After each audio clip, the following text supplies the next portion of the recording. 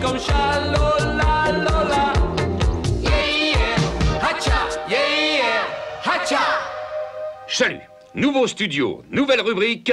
Aujourd'hui, Dandrevie 22, Saint-Chapeau, bonne fête à tous les chapeaux. Bonne fête à tous les chapeaux. Téléchat inaugure une série intitulée tout simplement Portrait. Notre premier invité, le gagnant de la course transatlantique en solitaire. T'es branché, Micmac? Ouais, mais j'ai le trac. Et pourquoi? Je me sens intimidé. C'est une grande première. Fais pas attention à lui, il compte pour du beurre. Léon de la casquette, ça a été dur? Un enfer. Il y avait trop de vent. J'ai manqué plusieurs fois de m'envoler par-dessus bord. Une casquette à la mer et perdu. Les conditions météo étaient mauvaises? Épouvantable. Ça n'a jamais cessé de remuer. Et je te monte sur le pont et je te grimpe au mât et je te descends dans la cale. J'avais le mal de mer. La nuit, vous pouviez vous reposer un peu. Si vous croyez que c'est drôle d'être pendu à un clou au-dessus du lit, dans une atmosphère étouffante, c'était pire que sur une balançoire. Bâbord, tribord, j'avais tout qui remontait. La solitude ne vous pesait pas trop? C'était le plus dur. J'ai bien essayé d'entamer la conversation avec la tête qui me porte, qui appartient au type du dessous. Mais voyez comment il est. Un ours, il dit rien. C'est vrai, il a pas l'air commode. Qu'est-ce que vous avez fait pour tenir le coup, pour garder le moral? Je chantais, monsieur. Il peut faire froid Dehors. Mais moi j'ai chaud dedans. Depuis que je suis au nord, je pourrais manger tout le temps. Sucré, salé, sucré... Non, ça commence! Quelle violence sur les bateaux. Vite, on met les voiles avant qu'ils s'énervent. Encore un drame de la solitude. Même seul sur un bateau, il y a toujours un voisin pour vous embêter. À vous, les studios.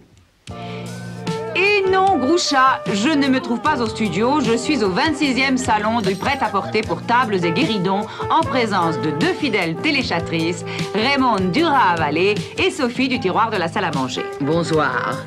Hello, vous tous. C'est un modèle classique de Pierre Jardin qui ouvre le défilé. Petit carreau rouge sur fond blanc, très frais, pour les tables d'extérieur ou d'intérieur, porté à mi-longueur. Un peu trop restoroute pour moi. Pour suivre, une nappe en papier toute simple, portée très court, mais c'est la mode. Jetable, l'idéal pour les restaurants bon marché, très pratique pour dessiner, en attendant l'addition. Ça laisse à découvert les pieds de la table. Il faut pas être frileuse. Et pour celles qui craignent l'humidité ou les taches, cette magnifique toile cirée de Yojiro, lavable et un peu rétro. La matière n'est pas très agréable pour se coucher dessus. Voici une nappe pour le soir avec serviettes assorties très longues, recommandées pour les banquets, où les dessous de table aiment la discrétion. Très élégante, j'aime beaucoup. Une fois, je suis tombée sous la table et j'ai vu des choses pas très belles. Et enfin, le clou de la collection, une superbe nappe en dentelle avec franges. Remarquez l'importance de l'accessoire. Isidore Ducasse est le premier à avoir osé le talon haut pour table. Vive la basse couture française. Si ce reportage a pu paraître futile à certains, il ne faut jamais oublier que le bon goût ne se trouve pas uniquement dans l'assiette, mais aussi en dessous. À vous, les studios! C'est à moi? Mais c'était pas prévu. Bon, de toute façon, ce qu'il y a sous l'assiette, ça m'est égal. Pour moi, ce qui compte, c'est ce qu'il y a dedans.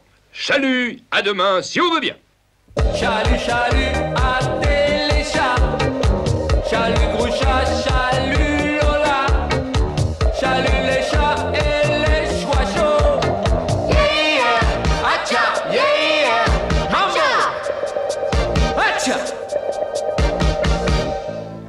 Comment tu manges? On ne devait pas dîner ensemble? Si, c'est ton reportage qui m'a ouvert l'appétit. Mais rassure-toi, ce n'est qu'un amuse-gueule pour patienter. Ta ligne. Tu fais une croix dessus? Quoi, ma ligne? Tu ne sais pas qu'une belle courbe est toujours plus séduisante qu'une ligne droite? Oh!